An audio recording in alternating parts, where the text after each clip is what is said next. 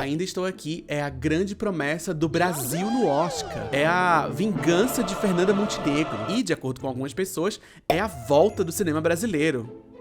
Volte já aqui. Mas no que depender de mim, e exclusivamente de mim, ela não vem mais. É que eu tive a oportunidade de assistir esse que se tornou a segunda maior bilheteria do Brasil em 2024 e não me rendi aos burburinhos do público e da crítica. Eu cometi um terrível pecado pelo qual estou pagando caro há vários dias. O pecado é que eu dei apenas 3 estrelas pra esse filme no Letterboxd. Eu matei a Fernanda Torres com minhas próprias mãos. A internet ficou estupefata. O Brasil parou. Luciano Huck bateu na porta da minha casa, ao lado de Angélica. Foi um bafafá danado. Mas ninguém liga, gente. Exceto pelo povo do Letterboxd, né? Que estavam deixando comentários indignados na minha avaliação, como se eu tivesse dado um tiro no cinema brasileiro. Não só no Letterboxd, teve todo tipo de comentário agradável nas minhas redes. Teve gente me xingando disso e daquilo, e até recomendando gentilmente que eu me churrascasse. É assim que os jovens falam? Que lindo isso! É a volta do cinema brasileiro. Agora nas mãos do cinéfilo de charts. Que coisa boa, né? Era isso que tava faltando mesmo. Enfim, eu fundamentei a minha nota com um breve comentário lá no Letterboxd, onde eu elogiei o filme, elogiei a atuação de Fernanda Torres, elogiei a direção de Walter Salles, mas compartilhei rapidamente alguns incômodos, dentre eles um específico com uma cena muito rápida do filme. Será que essa cena, portanto, a meu ver, ela é desnecessária? A resposta curta é não, mas eu decidi monetizar a resposta longa nas redes sociais. Por que não? Será que é esse o vídeo que vai selar a derrota de Fernanda Torres? Bom, quem sou eu pra falar qualquer coisa de Fernanda Torres, né? A mulher mais parecida com a Alanis Morissette que já pisou nesse país. Alanis Morissette, a cantora. Mas antes de qualquer coisa, uma palavra dos patrocinadores. Bom, nesse vídeo aqui eu me dispus a discorrer brevemente sobre algumas decisões de roteiro em Ainda Estou Aqui. É muito gostoso dar pitaco no roteiro dos outros. Difícil mesmo é escrever roteiro e ainda ter um filme premiado na mão. Eu falo isso na maior humildade, calçando as famosas sandálias da humildade, a melicinha da humildade. E se você tem interesse em escrever roteiro, eu recomendo que você dê uma olhadinha no curso de roteiro para cinema, TV e games da EBAC. É um curso totalmente voltado para o mercado, com professores que estão inseridos no mercado e que tem todo o preparo para te ajudar a ser esse lindo roteirista que você merece ser. Tudo isso com um lindo portfólio que você vai construir durante o curso, que envolve muita prática, mentorias individuais em 18 horas de aulas totalmente online. E além de tudo isso, a EBAC está em clima de Black Friday. A partir de hoje, dia 25 de novembro, até o dia 1 de dezembro, a EBAC tá com promoção Compre um e Leve Outro. E se audiovisual é a sua praia, não falta a opção de curso para você escolher. Além dessa promoção aí de 2 cursos por 1, tem o meu cupom de promoção, Thiago300, que te garante um desconto aí de R$300 em todos os cursos, não é só de audiovisual não. Eu, se fosse você, eu aproveitava. Dito isso, vamos voltar para o conteúdo. 3, 2, 1... Não precisa sorrir. Por que não? O editor pediu. Pediu o quê? Uma foto menos feliz. Nós vamos sorrir. Sorriam. Em Ainda Estou Aqui, a gente acompanha a família Paiva, Rubens, Eunice e seus 5 filhos nos anos 70, vivendo suas vidas na zona sul do Rio de Janeiro, até que um dia o patriarca é levado por militares e simplesmente desaparece. Eunice e uma das filhas também são presas e as duas, separadamente, também são questionadas pelos militares, mas é a mãe quem fica um pouco mais de tempo na prisão. Quando ela volta pra casa, ela precisa lidar com a ausência do marido, no contexto de ditadura militar, ela tem uma casa pra cuidar, 5 filhos pra criar, e ainda por cima, sem as informações sobre o sumiço do marido, sem poder falar sobre isso abertamente pra imprensa, ou pra polícia, ou pra qualquer tipo de instituição, porque é uma ditadura. Essa é uma história real, aliás, né? Eu preciso explicar isso. E o roteiro do filme é baseado no livro escrito por Marcelo Rubens Paiva, que é um dos filhos de Rubens e Eunice. A cena que eu tava me referindo no começo desse vídeo é a seguinte. Enquanto Eunice, interpretada por Fernanda Torres, estava presa, um dos militares meio que ajuda ela, compartilha com ela algumas poucas informações que ele tem acesso, e quando ela é finalmente liberta, o militar chega pra ela e fala bem baixinho assim, eu não concordo. Mas na verdade o meu problema não é com essa cena. Meio que foda-se essa cena. Mas vamos contextualizar um pouquinho. A temática da memória é muito pertinente em Ainda Estou Aqui. Rubens simplesmente desapareceu sem deixar rastro. No caso, foi desaparecido pelo regime militar. E esse caso é apenas um entre tantos outros sumiços e semelhantes que nunca foram esclarecidos, nunca foram responsabilizados, nunca foram punidos e que simplesmente ficaram no limbo da impunidade para serem esquecidos. A luta de Eunice e da sua família durante boa parte do filme é justamente pelo direito à memória. Não apenas a memória no sentido abstrato, de meramente lembrar, mas lembrar para responsabilizar, lembrar para que as injustiças, para que as violências não se repitam no futuro, lembrar como um ato político concreto. A protagonista passa boa parte da história coletando fragmentos de informação, juntando um pedaço de notícia de jornal com outro, tentando entender o que de fato aconteceu para, quem sabe, talvez construir algum sentido daquela tragédia e, mais importante, buscar justiça. Em 1996, Eunice Paiva, depois de muita luta, conseguiu que o Estado brasileiro emitisse um certificado de óbito do Rubens Paiva. Esse momento aparece no filme e é um exemplo de luta e de vitória pela memória política de uma pessoa que não simplesmente evaporou no ar, mas que sim, foi morta pela ditadura e que, a partir desse momento, dessa conquista, é reconhecida publicamente pelo Estado como uma entre tantas outras pessoas que foram assassinadas durante esse período. A partir desse registro, a partir desse certificado, Rubens Paiva é reconhecido, é lembrado publicamente como um cidadão brasileiro que foi assassinado pelo Estado. Nos últimos anos da sua vida, Eunice Paiva viveu com Alzheimer. E o filme constrói um paralelo interessante entre a memória física da personagem, que se perde no tempo por causa da doença, e a memória política de uma nação marcada por grandes violências que seguem até hoje impunes, incluindo a morte do Rubens Paiva. Então, assim, tem muito a ser apreciado aqui. Fernanda Torres é uma excelente atriz, ela tá maravilhosa nesse filme. Walter Salles é um grande diretor de cinema, dá pra ver que ele é um grande diretor de cinema assistindo esse filme. E Ainda Estou Aqui é um retrato triste, mas bonito de uma época e da vida de uma figura importante da história do nosso país. Isso é um elogio.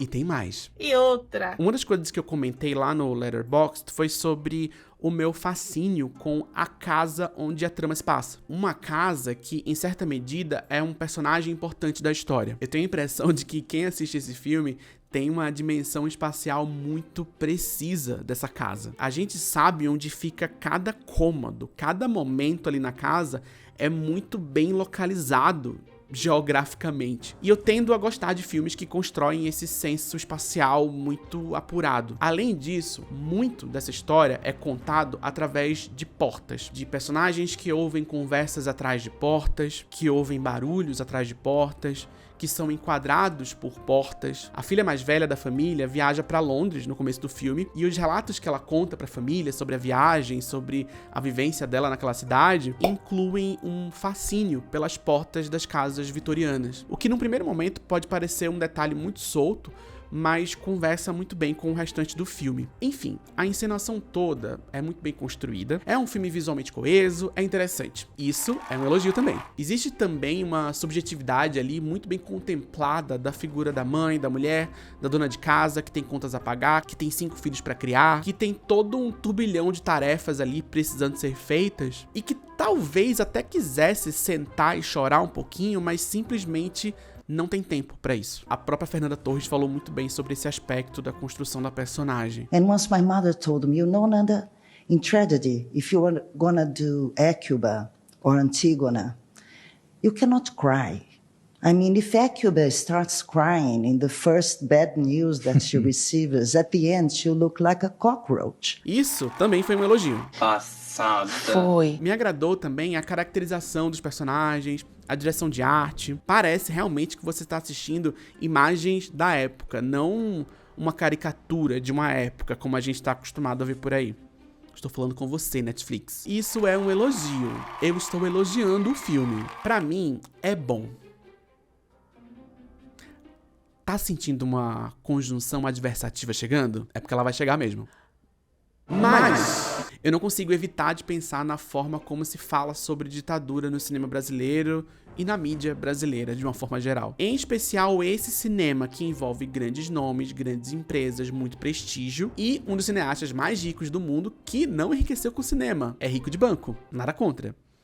talvez algumas coisas contra. Durante a primeira parte do filme, a gente acompanha a vida da família Paiva antes do Rubens ser preso. É tudo muito bonito, harmônico, equilibrado e até romântico. A família perfeita, livre de contradições, que vive perto do mar, na zona sul do Rio de Janeiro. Claro, é importante lembrar que o roteiro do filme é baseado no livro escrito por uma pessoa que era criança na época que esses eventos aconteceram. Então é natural que esse passado seja lembrado com uma dose de romantismo, de idealismo e, em certa medida, com um aspecto de mito.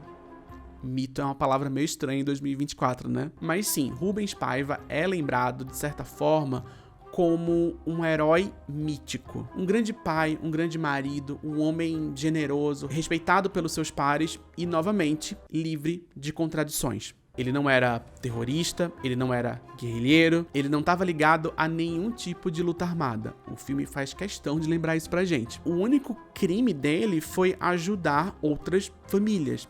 E ele perde a vida por causa disso. Isso é injusto? Sim. É um horror? Sim. É um crime terrível cometido através do aparato estatal?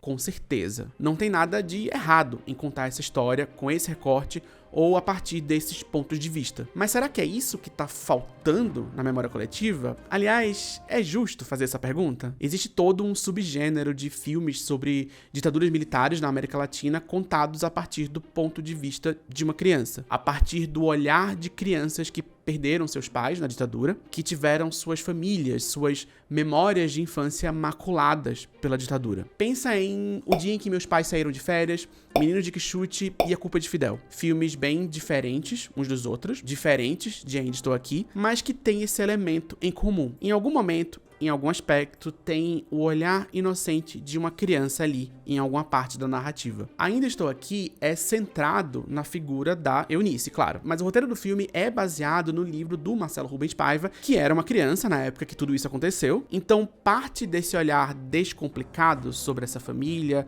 sobre esse pai, vem daí. E beleza, é o olhar de uma criança inocente, que evidencia a inocência da família inteira. Fica bem claro que Rubens, Eunice e seus filhos eram pessoas inocentes que viviam suas vidas dignas e inocentes em paz até o dia em que a ditadura bateu na porta. Eles eram inocentes. Ele era um pai de família.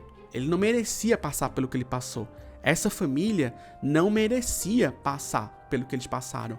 Ninguém merece passar pelo que eles passaram. Tudo isso é verdade, claro, e é relativamente comum ouvir esse tipo de defesa quando crimes injustos e violentos acontecem. Este homem era um pai de família, gritam os jornais. Onde já se viu o Estado perpetuar um crime desse contra um homem tão justo? Esses homens justos e descomplicados não mereciam ter suas famílias destruídas. E de fato, não mereciam. Assim como muitas famílias que não se encaixam no modelo tradicional de família. Afinal, ninguém precisa ser Jesus Cristo encarnado na Terra para não merecer ser torturado e assassinado. Pessoas imperfeitas, famílias imperfeitas, também não merecem ser torturadas e assassinadas. Preciso explicar isso? E veja, com isso, eu não quero dizer que o filme deve retratar todas as dores e todos os lutos. Não cabem todas as dores e todos os lutos em lugar nenhum. Sabendo que nem todas as dores e nem todos os lutos cabem num filme de 2 horas e 17,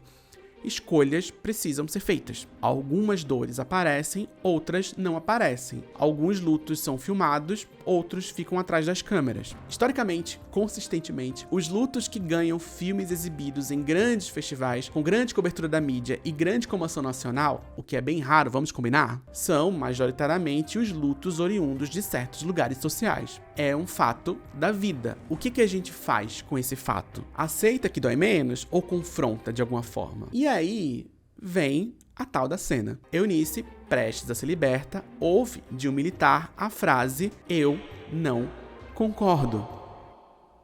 Aplausos.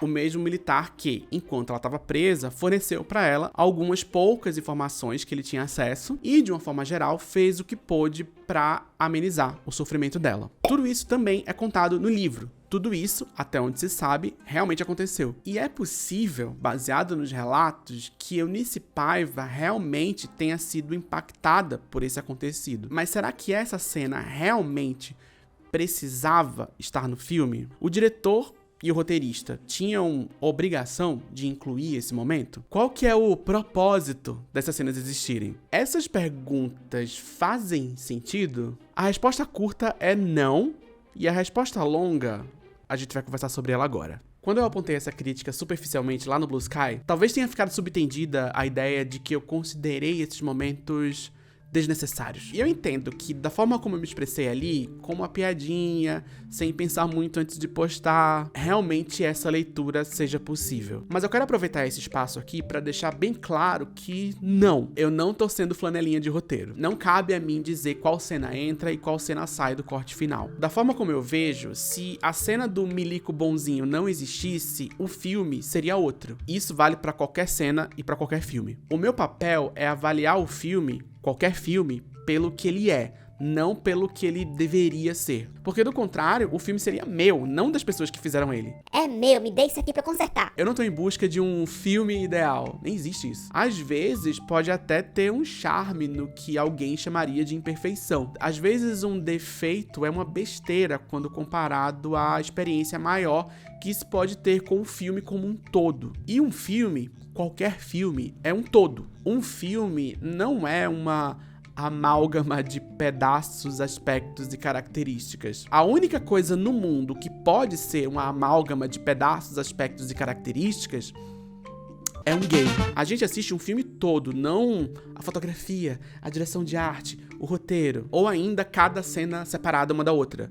É tudo junto. Essa ideia de olhar para um filme como várias coisas separadas que constituem a obra me parece muito utilitarista e mercadológica. É como se um filme fosse, sei lá, uma máquina constituída de várias peças e engrenagens com um objetivo específico, uma função específica no mundo. E sei lá, pra mim hoje, um filme não serve pra nada.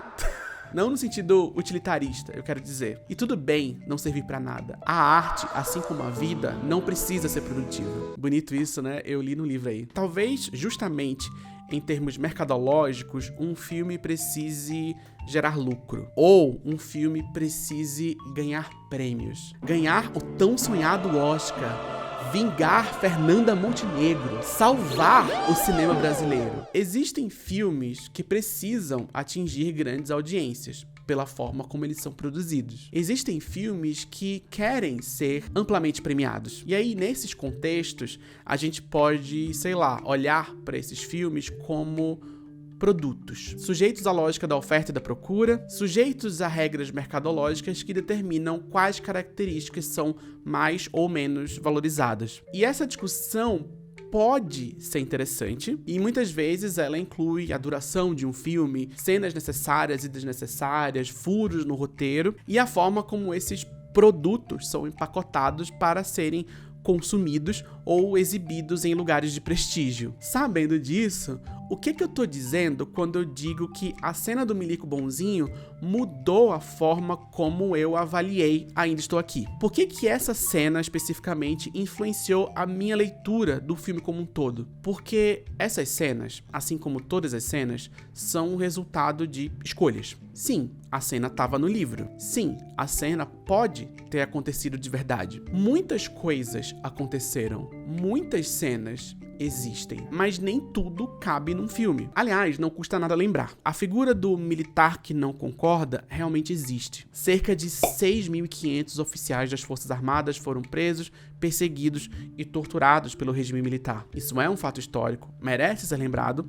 Não tem nada de errado em lembrar desse fato histórico. Um outro fato histórico que também existe é que Eunice Paiva foi uma grande ativista pelos direitos dos povos indígenas do Brasil. Ela lutou por essa causa durante toda a ditadura militar. Ela foi cofundadora do Instituto de Antropologia e do Meio Ambiente, que atuou na defesa dos povos indígenas até 2001, e na Assembleia Nacional Constituinte, em 88, ela contribuiu para os artigos 231 e 232 que que versam justamente sobre os direitos dos povos originários. E se a gente está falando de ditadura militar e povos originários, não custa nada lembrar que mais de 8 mil pessoas indígenas foram assassinadas pela ditadura militar no Brasil, de acordo com a Comissão Nacional da Verdade. Esse é o número que foi apurado, é possível que ele seja maior, na verdade, mas hoje esse é o registro que se tem. A ditadura militar no Brasil tem um legado extremamente perverso, que se reflete diretamente na vida dos povos originários, das periferias brasileiras, das disputas territoriais em área de campo e na vida de pessoas pobres de uma forma geral. Indivíduos e famílias que são destruídos até hoje como consequência desse período tenebroso da nossa história que, para muita gente, na prática, ainda não acabou. A parte do ativismo pelos povos indígenas da biografia de Eunice Paiva é apenas uma vírgula no filme. É vagamente mencionado. E tudo bem, eu acho. Não cabe tudo. Não coube essa parte. Mas coube o militar que não concorda. Isso é uma escolha. Pode ser consciente ou não. E lembra, em cinema, uma escolha envolve muito dinheiro. Uma cena a mais pode ser uma diária a mais. Podem ser várias diárias a mais. De locação, atores, cinegrafistas, figurinistas, cozinheiros. Cada cena que tá ali é uma escolha. Alguém bancou aquela escolha. Cada escolha é feita dentro de um contexto. Quem assiste também vem de inúmeros contextos. Na semana que eu assisti Ainda Estou Aqui, eu tava lendo justamente sobre o legado de violência e brutalidade que a ditadura militar deixou nas periferias brasileiras e nos povos indígenas. Naturalmente, eu assisti esse filme com essa bagagem, com esse repertório. Quando eu me deparei com essas escolhas, por exemplo, a de dedicar um pequeno espaço no filme para o militar que não concorda, em detrimento de outros fatos reais que não ganharam espaço no roteiro, isso me causou uma impressão específica daquele filme. E por causa dessa impressão, eu avaliei ele de uma outra forma. Eu cometi o pecado de dar apenas 3 estrelas. E esse pecado causou algumas das reações mais exageradas que eu já vi em toda a minha vida, incluindo pessoas mandando eu me churrascar. Obrigado pelo carinho. A questão, eu acho, é que tem muita gente engajada na campanha de Ainda Estou Aqui pelo Oscar e que sente que cabe a nós, todos nós, lutar por esse Oscar com todas as armas que nós temos. Uma delas sendo a quantidade de estrelas no Letterboxd para o filme ficar melhor ranqueado na plataforma. Então, em vez de engajar criticamente com a obra importante, existe esse aspecto gamificado da crítica cinematográfica em redes sociais, onde o que realmente importa é o posicionamento do filme no ranking internacional de uma plataforma. É a Copa do Mundo dos cinéfilos de charts. Esse sentimento, o de que o filme precisa ser defendido a qualquer custo, parte, em grande parte, de uma campanha muito bem sucedida, encabeçada por empresas que têm muito dinheiro, que conseguiu capitalizar o afeto que grande parte do público tem pela Fernanda Torres e pela Fernanda Montenegro, que conseguiu também capitalizar esse sentimento de injustiça pelo Oscar perdido lá em 97 ou 98, eu nem sei, e que coloca em Ainda Estou Aqui o papel de vingar o cinema brasileiro e que coloca nas mãos de nós, indivíduos, espectadores, críticos e seres humanos, a responsabilidade desproporcional de salvar o cinema brasileiro. Mas veja, o que o cinema brasileiro precisa não é de um Oscar, embora uma estatueta seja muito bem-vinda. E se Ainda Estou Aqui ganhar alguma coisa na cerimônia do Oscar, eu vou ficar feliz. Eu não vou torcer contra Fernanda Torres, nem Fernanda Montenegro. Mas o que o cinema brasileiro precisa é de política pública. O que o cinema brasileiro precisa é de apoio ao profissional do audiovisual, a classe trabalhadora do audiovisual brasileiro. Essa classe está sendo atacada, humilhada e descreditada diariamente, desrespeitada pelo mercado, pela política pública e pelo próprio Ministério da Cultura. Desculpa estar falando. A gente precisa de regulação de streaming. A gente precisa de uma reformulação da cota de tela considerando o ecossistema atual. A gente precisa de apoio financeiro, de apoio estrutural para os pequenos produtores. Enfim, política pública bem feita de uma forma geral. Não é papel da crítica, nem de ninguém, louvar acriticamente qualquer filme meramente por ele ser brasileiro ou porque tem uma chance de um Oscar. A gente tem sim que colocar as produções brasileiras em pauta, falar mais do nosso cinema, resgatar mais a nossa história, normalizar mais o audiovisual brasileiro no dia a dia. Nesse sentido, eu reconheço sim que eu faço menos do que eu deveria, e vamos trabalhar para melhorar isso aí nos próximos anos. Mas até isso demanda política pública também. O nosso esforço individual vai até certo ponto. Inclusive, enquanto eu escrevi isso aqui, uma matéria do Metrópolis revelou que 6 plataformas de streaming estão sendo investigadas pelo Ministério Público do Trabalho no Rio de Janeiro por condições péssimas de trabalho dos roteiristas e por contratos de trabalho com cláusulas abusivas, tipo datas incertas de remuneração, proibição de que os profissionais busquem a justiça brasileira em caso de não cumprimento de cláusulas contratuais, entre todo tipo de desgraça que não vai caber nesse vídeo aqui porque é muita desgraça. Os relatos que eu acompanho por aí, dos meus amigos, dos meus colegas,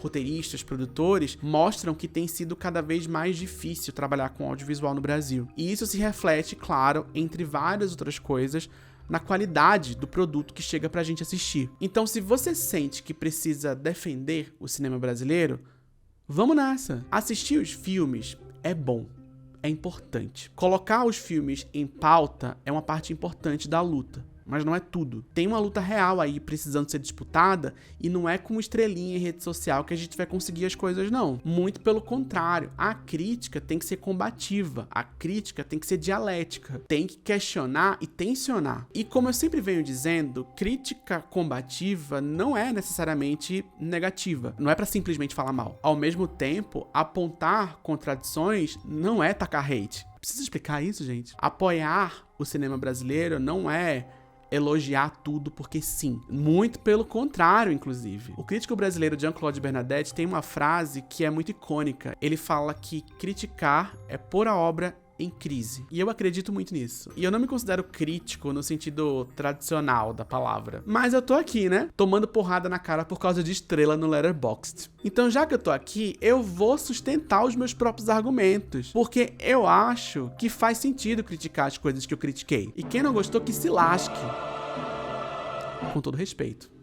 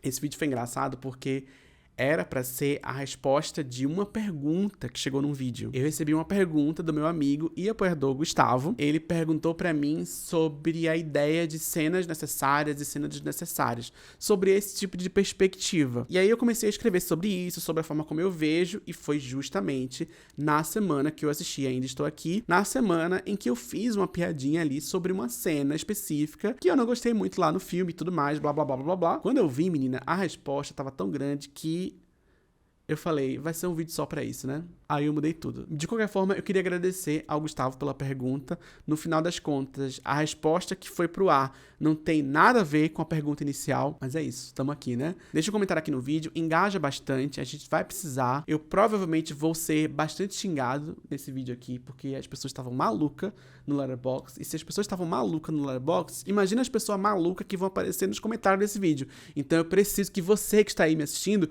me defenda, porque eu tô cansado de me defender sozinho. Então é isso. Essa semana tem vídeo de novo. Só vou jogar essa informação aqui. Um beijo.